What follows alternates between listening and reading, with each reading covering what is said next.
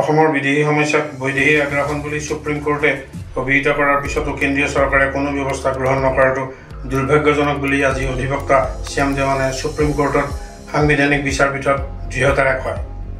সংবিধান সংশোধন নকৰাকৈ বিদেশীৰ ভিত্তিবছৰ 1971 হ'ব নোৱাৰে বুলিও তেওঁ উল্লেখ কৰে। সুপ্ৰিম কোৰ্টৰ মুখ্য ন্যায়াধীশ ধনঞ্জয় যশৱন্ত চন্দ্ৰচূড়ৰ নেতৃত্বাধীন 5জনীয়া সাংবিধানিক বিচাৰপীঠত মহাসংঘ আহোম সভাৰ 886/2014 অধিবক্তা শ্যাম দেৱানে নাগৰিকত্ব আইন 1985, 1987 আৰু 2003 সংশোধন কৰি অসমলৈ অবৈধ বিদেশীৰ আগমনক উৎসাহিত কৰিছে বুলি অভিযোগ উত্থাপন কৰে। দেশৰ ভিতৰত কেৱল অসমৰ বাবে এনে সুকীয়া আইন ব্যৱস্থা কৰাটো পক্ষপাতমূলক আচৰণ আৰু ই সমগ্ৰ দেশৰ সাৰ্বভৌমত্ব আৰু নিৰাপত্তাৰ প্ৰতিয়েই ভাবুকি বুলি তেওঁ উল্লেখ কৰে।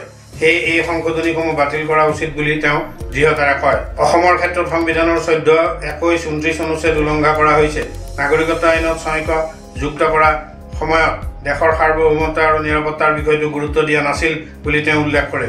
কেৱল ৰাজনৈতিক লাভালাভৰ বাবে সুদৰ্শন ছাত্ৰ সন্থাৰ সৈতে ভাৰত চৰকাৰে কৰা সমাধানৰ স্মাৰকপত্ৰ, যাক পৰৱৰ্তী পৰ্যায়ত অসম চুক্তি বুলি অভিহিত কৰিছে, তাৰ জৰিয়তে অসমক বিদেশীৰ ৰম্যভূমিলৈ পৰিণত কৰা হৈছে বুলি আজি দৃঢ়তাৰে উল্লেখ কৰে।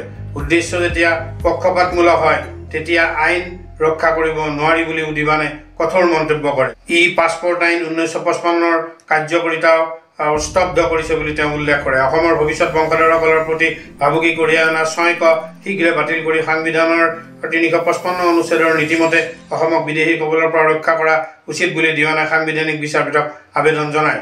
দেশৰ সংবিধানত বিদেশীক নাগৰিকত্ব দিয়াৰ বাবে থকা ভিত্তি 1948 চনৰ 19 জুলাই সংশোধন নকৰাকৈ দেশত আন কোনো চন তাৰিখ নিৰ্ধাৰণ দেশৰ সংসদে কৰিব নোৱাৰে বুলি দৃঢ়তাৰে দিৱানে উল্লেখ কৰে। 1.5 ঘণ্টা ধৰি দিৱানে আদালতত বক্তব্য উত্থাপন কৰিছিল। দিৱানক আজি সহযোগ কৰিছিল অধিবক্তা সমীৰণ শৰ্মাই।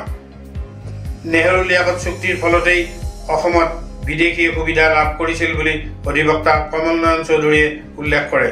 মহাসংঘৰ হৈ কমল নয়ন চৌধুৰীয়ে আজি আদালতত কয় যে 1950 চনৰ নেহৰু-লিয়াকত চুক্তিৰ ফলতেই অসমত বিদেশীয়ে সুবিধা লাভ কৰিছিল। বিদেশী আগ্ৰাসনৰ বাবেই মাত্ৰ অসমৰ 57টা বিধানসভা সমষ্টিয়ে খিলঞ্জীয়াৰ হাতত আছে। 1950 চনত বিদেশী বহিষ্কাৰ আইন কাৰ্যকৰী কৰা আজিও হোৱা নাই। তদানীন্তন ভাৰতৰ প্ৰধানমন্ত্ৰী ইন্দিৰা গান্ধী আৰু বাংলাদেশৰ প্ৰধানমন্ত্ৰী শ্বেখ মুজিবুৰ ৰহমানৰ মাজত হোৱা এক চুক্তিৰ বাবেই 1971 চনৰ 24 মাৰ্চৰ আগতে অসমত সোমোৱা অবৈধ বিদেশীক নাগৰিকত্ব দিয়াৰ কাৰণেই এই আচুৰ সৈতে এই বুজাপৰা কৰিছিল ভাৰত চৰকাৰ। সংবিধানৰ অনুচ্ছেদ 14, 21, 29 উলংঘা কৰি অবৈধ বিদেশীক নাগৰিকত্ব দিয়াৰ ব্যৱস্থা কৰাটো অতিশয় পৰিতাপৰ কথা। পূব পাকিস্তানে বৰ্তমানৰ বাংলাদেশৰ নাগৰিকত্ব নিজৰ দেশৰ প্ৰত্যাহাৰ নকৰাকৈ ভাৰতে অবৈধ বিদেশীক নাগৰিকত্ব দিব নোৱাৰে বুলি আজি অধিবক্তা বিজয় হানচাৰিয়াই সুপ্ৰিম কোৰ্টৰ সাংবিধানিক বিচাৰপীঠত দৃঢ়তাৰে এই কথা উল্লেখ কৰে। 68/2016 নং গোচৰৰ হৈ অধিবক্তা বিজয় হানচাৰিয়াই কয় যে পূব পাকিস্তানেই বৰ্তমানৰ বাংলাদেশ। সেয়ে 71 চনৰ 24 মাৰ্চৰ আগতে অসমলৈ অহা অবৈধ বিদেশীবোৰ পাকিস্তানীৰ নাগৰিকত্ব আছে।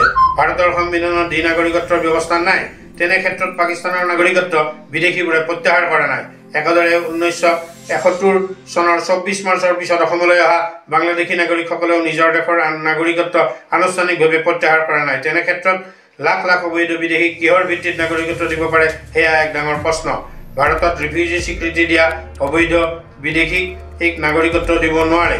ৰিফিউজি হিচাপে ভাৰতে স্বীকৃতি দিছে যদিও বিদেশীক নাগৰিকত্ব দিয়াৰ কোনো ব্যৱস্থা ভাৰতৰ নাই। হানচাৰিয়াই যুক্তি আজি আধৰুৱা হয়। পুনৰ কাইলৈ 10:30 বজাৰ পৰা সাংবিধানিক বিচাৰপীঠ আপোনালোকৰ মাজলৈ এটা হেয়াৰ কন্ট্ৰল অইল প্ৰডাক্ট লৈ আহিছো, যিটোৱে নেকি আপোনাৰ চুলিখিনি দীঘল কৰি তুলিব আৰু উফি নহ'ব আৰু স্মুথ আৰু চিল্কি কৰি তুলিব চুলিখিনি।